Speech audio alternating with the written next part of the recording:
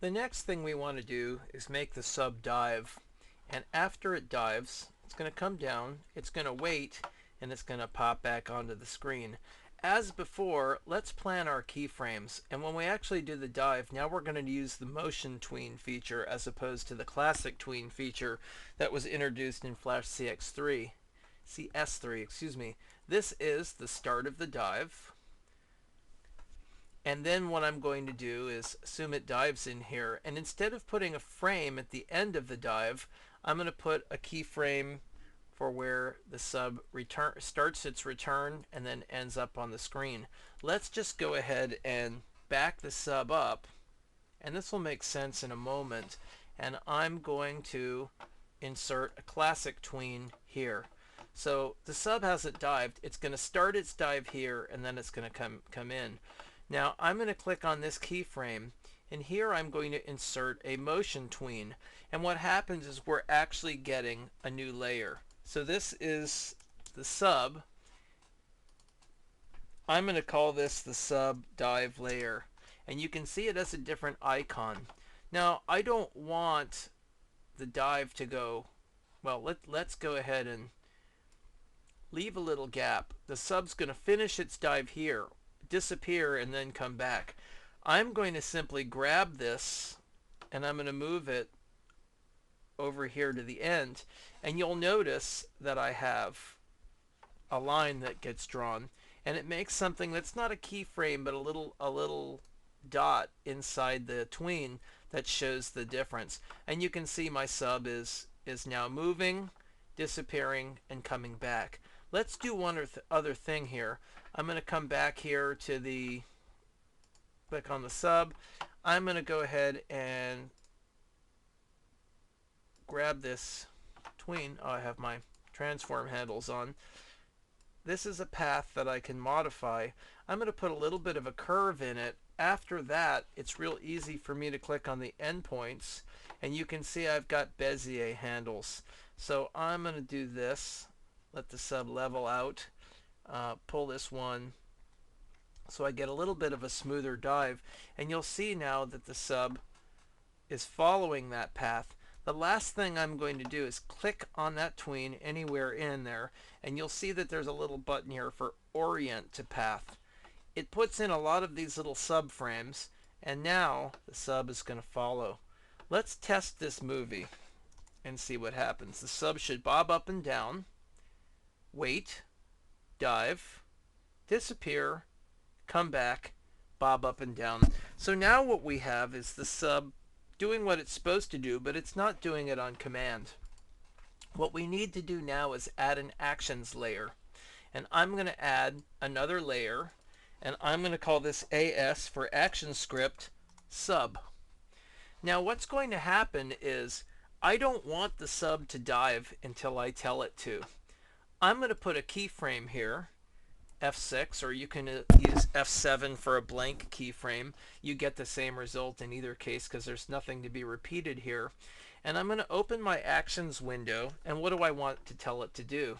Well, here is where, I didn't mean to turn those that way. Okay, here is where the sub bobs up and down. When we get here, I don't want it to dive yet. I want it to jump back here.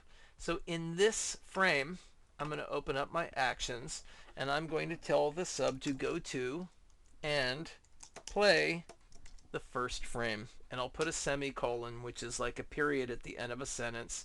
I'm going to test my movie, and what should happen is the sub should get to that part of the timeline, and as you can see, it's just bobbing up and down in the waves, waiting for me to tell it what to do. Well, the next thing I'm going to need to be able to tell it to do is when I hit the dive button, I want it to jump to this frame where it's going to go down, wait off screen, come back, and of course movie clips loop. So ideally what it should do is come back here, continue to play, and then hit this frame and get stuck in the loop again. I'm going to put in another frame, and you can see here with the frame selected, I have the option to do a label, and I'm going to call that dive. So if I test the movie, it hits the frame action at frame 80 and jumps back. Let's go back to scene 1 now, and let's get this movie clip, the sub-movie clip, so that it's responding to the button. Now the first thing we have to do in ActionScript 3 to talk to any object is to name it, to give it an instance name. Notice that when I click on it, it says instance name. In this case, we're going to call this sub, and in this case, I'm going to call this dive button. Now, in older versions of Flash, you could attach actions directly to buttons and movie clips.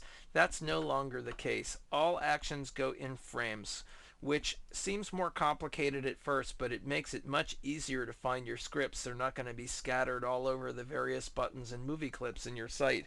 I'm going to call this AS for Action Script, root for the root timeline. Let me save my work. And now what I want to do is I want to wire the button to tell the sub to go to the frame called dive. Now, I have a separate tutorial on basic functions and event listeners, so I'm going to skim over this, and if this looks confusing to you, please see the other tutorial. It's in the same playlist on youtube.com/intoon, INNTOON. So the first thing I want to do is I want to create a function which is going to tell that submarine to dive. I'm just going to say go dive. And this is like a command that I want to be able to call out. That function is going to be called by a listener that's watching what the button is doing. It's going to be listening for a click. And when it hears that click, it's going to pass a certain amount of information to this function, even though we're not going to use it. Because the function is called by a button, it has to have this. And I always use EVT. You can use E, you can use George, you can use anything you want, but there's only one event being passed at any given time, and so it's easy to just do this by remembering, develop a convention for it, use it the same way every time. You don't need separate event names. And all the go dive function is going to do is tell the sub to go to and play dive, and a frame label goes in parentheses. Now you'll notice that nothing is going to happen yet. It's going to sit there. It's not going to go there because we haven't created a listener that's going to watch that button and call the function. So let's do that now. Now if you forget what you named something, you can actually click the crosshairs and you can see here it is, dive button. Hit OK. It put this, meaning the dive button is on this timeline. You can keep that in there, or if it confuses you, you can take it out. Dive button dot add event listener. What's an event? Well, just like in real life, an event is when something happens. Not much happens inside your computer. It either gets input from your mouse or it gets input from your keyboard. In more sophisticated applications, it could get input from your web camera or your microphone, but not much can happen.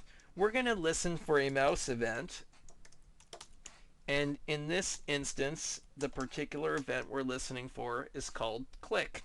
When we hear the click, we're going to call the function go dive, and then this listener will pass this package of information to the go dive function even though it doesn't use it. Let's see what happens now when we test our movie. If I click, it jumps to that frame, it dives, waits, comes back in, and now it should get caught back in that loop again until we hit the dive button again. So now I have two movie clips running, two independent timelines. I have frame actions working. I have a motion tween with a motion path built into it. And I have an event listener that calls a function. That's it. That's the submarine exercise.